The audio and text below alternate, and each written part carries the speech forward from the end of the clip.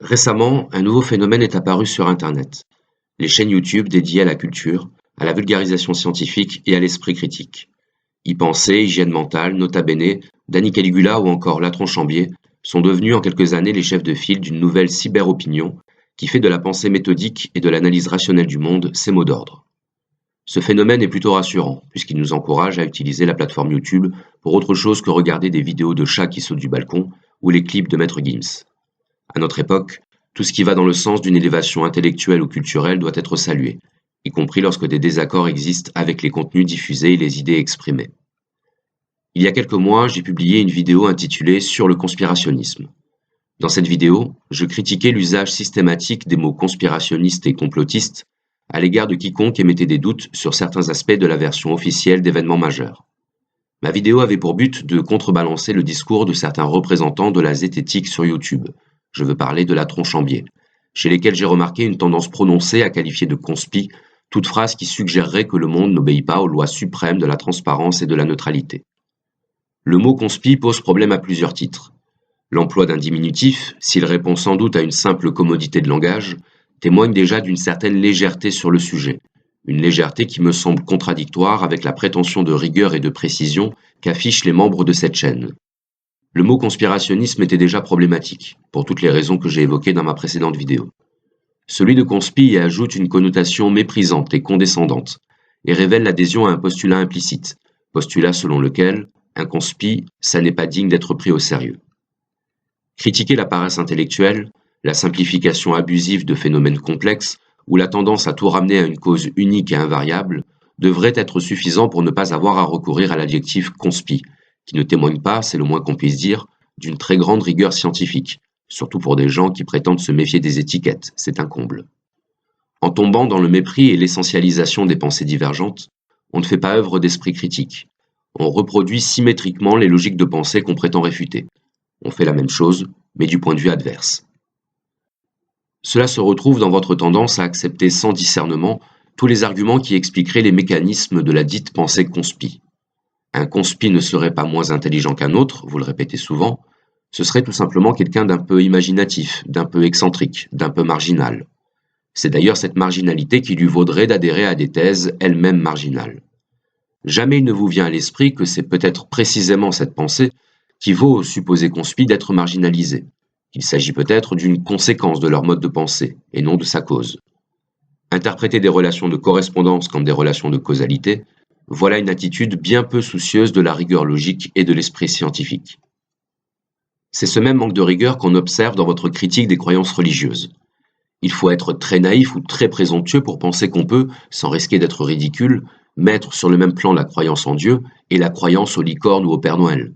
Pardon, mais cette comparaison dit davantage sur l'état de vos carences en théologie et en philosophie que sur le sujet que vous prétendez éclairer.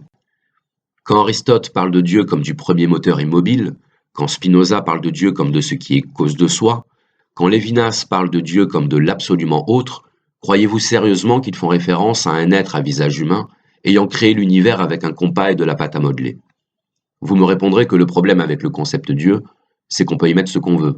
Peut-être, mais ça ne vous dispense pas d'en étudier les définitions sérieuses, celles qui ne coïncident pas avec la définition que vous souhaitez mettre en avant pour pouvoir plus facilement la discréditer.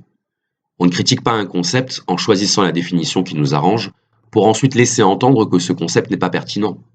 Pour preuve, parlons ici de la leçon de sémantique dont vous nous avez gratifié dans l'une de vos vidéos, pour nous expliquer que l'athéisme n'était pas la croyance en la non-existence de Dieu, car dans ce cas, être athée reviendrait à être croyant, puisque croire en l'existence ou croire en l'inexistence sont deux formes de croyance, mais que c'était le fait de ne pas juger utile de recourir au concept Dieu dans sa vision du monde. Ainsi, le mot serait biaisé. Il partirait du postulat de l'existence de Dieu pour désigner ensuite l'attitude de ceux qui s'en écartent. Fort bien, mais vous semblez oublier que la langue française n'a pas été créée avant-hier, et que jusqu'au XXe siècle, Dieu n'était pas considéré comme une fiction, une hypothèse ou un objet de croyance, au sens où vous définissez la croyance, je vais y revenir, mais que c'était une réalité pour l'immense majorité des gens, y compris pour des grands esprits comme Descartes, dont la zététique que vous représentez se réclame d'ailleurs. Lorsque le mot athéisme a été créé, la croyance en Dieu était encore largement dominante. C'est justement pour cela que le mot a été créé, pour désigner l'attitude de ceux qui s'écartaient de ce qui était alors la norme. Cela ne conforte évidemment pas l'idée que Dieu existe, Cela montre seulement votre négligence de la dimension historique du langage à travers un mot dont vous faites la critique. Revenons ici sur le mot croyance. Vous semblez ne faire aucune distinction entre le sens courant de ce mot, la croyance comme opinion, et son sens théologique, la croyance comme foi. Vous n'ignorez pourtant pas que le mot foi existe, et qu'il ne désigne pas exactement ce que vous appelez croyance. Bien sûr, certaines personnes se définissent elles-mêmes comme croyantes lorsqu'elles définissent leur rapport à Dieu. Mais si vous voulez faire preuve d'esprit critique, vous devez aller au bout de votre démarche et ne pas vous arrêter à une définition partielle et partiale. De quelle croyance s'agit-il ? Le mot foi désigne étymologiquement la confiance. Il est issu du latin fides qui a donné le mot fidèle pour qualifier celui qui a la foi. Par définition, la foi est une expérience intime et subjective. Autrement dit, on ne peut pas parler de la foi sans l'avoir soi-même expérimentée. De même qu'il paraît difficile de parler d'amour sans avoir soi-même été amoureux. C'est comme ça, c'est la limite du concept. Un concept peut être compris formellement sans être saisi dans son contenu. De même qu'on peut écouter quelqu'un sans entendre ce qu'il dit. À partir de là, il faut se rendre à l'évidence. Il est impossible d'avoir un débat rationnel, objectif et scientifique sur la croyance en Dieu. On peut avoir son avis sur la question, on peut chercher des explications psychologiques ou psychanalytiques à l'origine de la croyance en Dieu. C'est ce qu'a fait Freud, avec une approche bien plus prudente scientifiquement que de comparer la croyance en Dieu à la croyance aux licornes. On peut trouver toute une série de facteurs sociologiques qui amènent à inscrire la croyance en Dieu dans un processus causal, mais tout ça ne sera jamais qu'une lecture biaisée, car reposant sur une lecture partielle, car nécessairement subjective, de ce dont on parle. Je vous sais assez curieux et honnête pour vous être penché sur la métaphysique. La métaphysique est l'approche philosophique du non-physique. Elle a en commun avec la religion de parler de choses imperceptibles à l'œil, imperceptibles au sens et à nos instruments de mesure.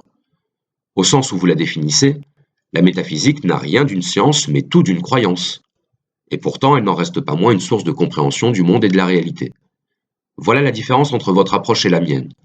Je ne rejette pas une information ou une pensée au motif qu'elle n'entre pas dans les critères de la démarche scientifique telle que je la conçois, à savoir la science moderne, rationaliste et matérialiste.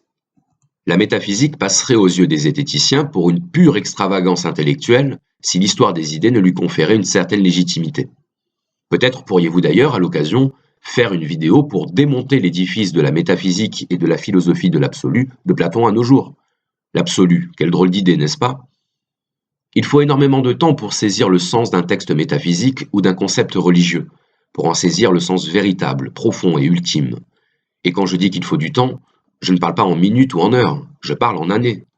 J'ai lu et étudié des textes lorsque j'étais en licence de philosophie que je n'ai compris que plusieurs années plus tard, réellement compris. Et je suis certain qu'il y en a beaucoup d'autres dont je n'ai pas encore saisi toutes les nuances et les implications subtiles. Parce qu'il y a une différence entre comprendre la définition d'un mot et comprendre sa signification. Ce qui m'amène au point suivant de ma critique, la négation du sens de ce que vous ne comprenez pas. Lorsque vous affirmez qu'un discours n'a pas de sens, vous le jugez à partir de votre propre paradigme, et non à partir du paradigme de celui qui tient ce discours. Ma question est la suivante. Où placez-vous la frontière entre ce qui n'a pas de sens et ce que vous ne comprenez pas ? Si je vous cite certains passages de textes de Spinoza ou de Hegel, sans vous dire qui les a écrits, il est fort probable que vous estimiez que ces propos n'ont aucun sens. Ils n'auront aucun sens pour vous parce qu'on ne perçoit pas immédiatement le sens d'une pensée à laquelle on n'est pas habitué ou qui mobilise d'autres logiques intellectuelles que la nôtre. L'écriture chinoise est composée d'idéogrammes et non de lettres comme chez nous. Est-ce à dire que le chinois n'a pas de sens, que ça ne veut rien dire ? Non, ça veut tout simplement dire qu'on ne peut pas comprendre ce qu'on n'a pas étudié en profondeur. Vous me faites penser à des chercheurs de vérité qui voudraient vérifier que c'est bien le soleil qui produit la chaleur. Vous décidez de gravir l'Everest pour vous en approcher. Arrivé au sommet, vous sortez votre thermomètre, vous constatez qu'il fait moins 35 degrés, et vous redescendez en disant « C'est bon, on a vérifié, ce n'est pas le soleil qui produit la chaleur ». Lorsqu'on prétend faire de la critique, il faut avoir une connaissance à minima des sujets qu'on critique. Sinon quoi, on n'est plus dans l'esprit critique, on est dans la posture critique. Critiquer est utile, et il serait injuste de vous le reprocher. Mais on ne critique pas la fleur au fusil, après avoir jeté un coup d'œil, ça ne marche pas comme ça. On ne prouve pas à un océanographe qu'il s'est trompé en lui montrant une photo des vagues. C'est pour cette raison que certains vous reprochent votre arrogance. Ils n'acceptent pas que vous puissiez faire preuve d'autant de légèreté et en même temps d'autant de certitude sur des sujets que vous ne maîtrisez manifestement pas, pour la simple et bonne raison qu'il n'est pas possible de maîtriser tous les sujets. Vous définissez la zététique comme une méthode. Une méthode doit s'appliquer de manière impartiale sur tous les sujets.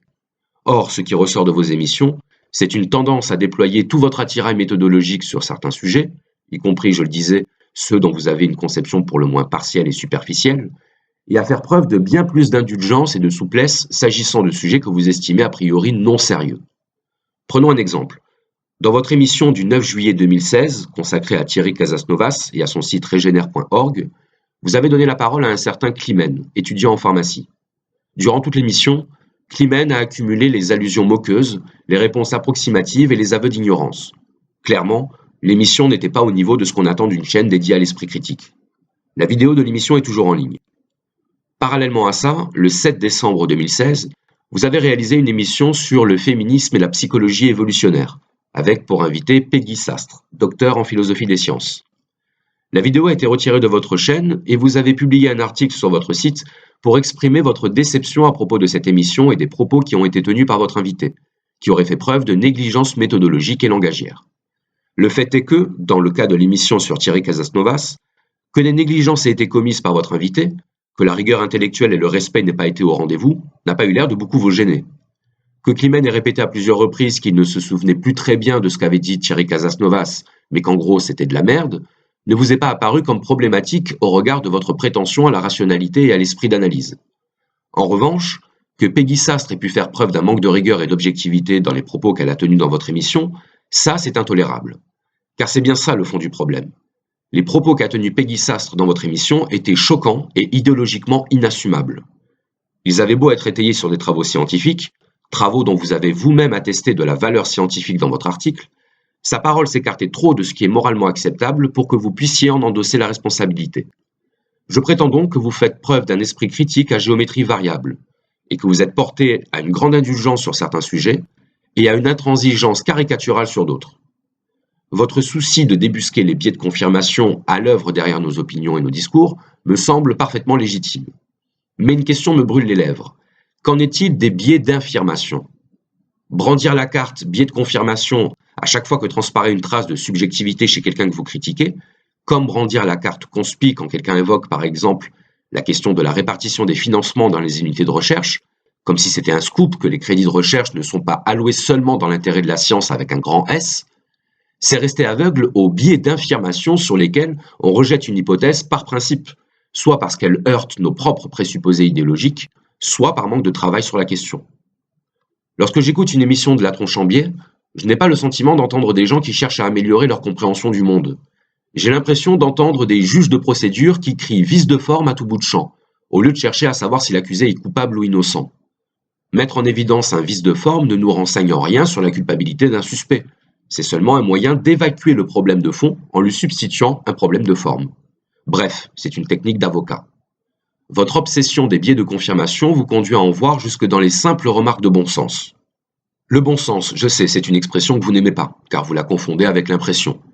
Le bon sens, c'est considérer par exemple qu'il est rare qu'on crache sur la main qui nous nourrit. Et vous pouvez toujours crier au complotisme. Faites-en l'expérience et on en reparlera. Ce n'est pas parce qu'on cherche une explication rationnelle aux choses que les comportements irrationnels n'existent pas. De la même façon, ce n'est pas parce que vous promouvez la neutralité que la réalité est neutre. La réalité n'est pas neutre.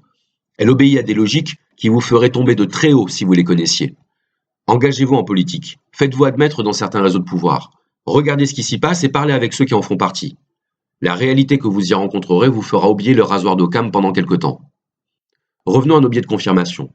Je m'étonne que, lors de votre émission du 2 novembre 2016 sur les dérives sectaires, vous ayez axé la quasi-totalité de votre entretien sur le problème des sectes religieuses, allant même jusqu'à faire de la spiritualité un terrain favorable aux idées sectaires. Vous ne l'avez pas formulé ainsi, bien sûr, mais chacun pourra aller voir cette émission et se faire son propre jugement. Même les coachs de vie sont soupçonnés de favoriser l'embrigadement sectaire, sous prétexte qu'ils parlent d'énergie. Et évidemment, parler d'énergie, ce n'est pas scientifique. Des fois qu'on ignorerait que les coachs de vie ne sont pas des physiciens. Et si ce n'est pas scientifique, c'est irrationnel. Et si c'est irrationnel, la camisole n'est pas très loin. Vous vous moquez de ceux qui parlent d'énergie. Mais savez-vous de quoi ils retournent de la question exactement ? Avez-vous expérimenté la chose ? Je ne vous demande pas si vous avez lu des articles ou des livres sur le sujet. Je vous demande si vous l'avez vous-même expérimenté. Je vous demande si vous maîtrisez réellement votre sujet. Je pense qu'il y a encore un petit biais d'infirmation qui traîne de ce côté-là. Comment se fait-il que n'ait pas été évoqué dans cette émission le sectarisme à l'œuvre dans certains milieux scientifiques ? Sur cette question, vous prétendez que la science prémunirait contre les comportements sectaires. Évidemment, si votre définition de base inclut forcément la spiritualité dans toute dérive sectaire, il ne peut pas y avoir d'attitude sectaire dans le milieu scientifique. Vous tirez une conclusion de la définition même que vous donnez à l'objet que vous étudiez. Tous les joueurs de tennis gauchers sont joueurs de tennis. Sur le plan de la logique, c'est exactement du même ordre. En plaçant votre conclusion dans votre définition, vous ne prenez pas beaucoup de risques de vous tromper. Il doit bien y avoir un nom pour qualifier ça chez les zététiciens, non? Non, pas le sophisme, que vous persistez à confondre avec le paralogisme, puisque le sophisme implique une intention de tromper, ce qui n'est pas le cas dans le paralogisme. Ceux qui font erreur sont-ils forcément malhonnêtes? Non, ce n'est pas le sophisme. Ah oui, je sais, l'argument circulaire. L'argument qui consiste à agencer vos définitions de telle sorte que vos conclusions en découlent. C'est pratique, et ça permet de parler d'esprit critique sans avoir à l'appliquer à ses propres modalités de pensée. Le sectarisme, c'est par exemple quand on évoque la dangerosité des opinions et des modes de pensée qui ne se fondent pas absolument dans votre conception, toute personnelle, de la zététique. Je n'invente rien, votre site internet s'appelle la menace théoriste. Vous parlez donc explicitement d'une menace. Qui joue sur les peurs? C'est par exemple lorsqu'on prétend expliquer à l'autre qu'il pense mal, que ses opinions ne sont pas correctes et qu'on lui indique la voie à suivre pour les rectifier. Vous voyez, c'est très facile de parler de sectarisme pour tout et n'importe quoi, dès lors qu'on n'épouse pas la conception du monde de celui qu'on prétend ramener dans le droit chemin. Laissez-moi vous donner ma définition, toute personnelle elle aussi, d'un comportement sectaire. C'est une entreprise de manipulation mentale volontaire qui vise à tirer un bénéfice matériel de la faiblesse intellectuelle ou psychologique d'un individu. Que des personnes psychologiquement fragilisées s'intéressent à la spiritualité dans laquelle elles cherchent des réponses à leurs interrogations, et que des individus malveillants cherchent à profiter de cette fragilité pour faire leur beurre en utilisant cette même spiritualité, c'est là une certitude, et je ne pense pas que vous traiteriez de conspi quelqu'un qui affirmerait l'existence de telles entreprises de manipulation. Mais là encore, vous confondez la cause et l'effet. Vous faites de la spiritualité un terrain favorable aux idées sectaires, sans voir que c'est le facteur psychologique qui surdétermine le facteur spirituel. Il ne pleut pas parce que le sol est mouillé parce qu'il pleut. Ce n'est pas parce que la spiritualité est un remède au désespoir que l'exploitation du désespoir rend la spiritualité coupable. Votre biais de confirmation saute aux yeux. La spiritualité serait sectaire par essence parce qu'elle n'est pas astreinte aux règles de la démarche scientifique. En fin de compte, vous reprochez à la spiritualité d'être la spiritualité. Reproche qui, vous en conviendrez, ne méritait pas qu'on lui consacrât 2 heures d'émission. Vous dites avoir une approche rationnelle des choses, je prétends que vous avez une approche rationaliste des choses. La différence entre une attitude rationnelle et une attitude rationaliste, c'est qu'une attitude rationaliste se caractérise par l'impossibilité de voir le monde autrement que par le filtre de l'intellect. Le propre de l'intellect, c'est d'analyser, c'est de dissocier, de segmenter, de séparer les choses pour les comprendre. Mais la compréhension ne passe pas uniquement par l'analyse et la dissociation. Elle passe également par la synthèse et l'unification. L'intellect n'est pas l'intelligence, et il peut même conduire au contraire de l'intelligence, lorsqu'il est utilisé de manière exclusive, automatique et incontrôlée. Pardon, mais quand je vois avec quelle difficulté vous faites de l'humour avec vos invités, quand je vois planer sur leur tête un nuage de crispation rationnelle au moment où vous finissez votre plaisanterie, je me dis que c'est exactement ça le rationalisme. Ne pas saisir le second degré, le sarcasme, le calembour, car ces jeux de l'esprit ne sont pas des jeux de la raison scientifique, ce sont des jeux de la raison sensible, de la raison qui sait se détendre dans certaines situations. Je terminerai ce long message en vous disant que mes griefs n'engagent en aucun cas votre personne. Mais comme la pensée n'est stimulée que lorsqu'elle rencontre un choc, je me devais, passez-moi l'expression, de vous rentrer dedans. Sans rancune, j'espère.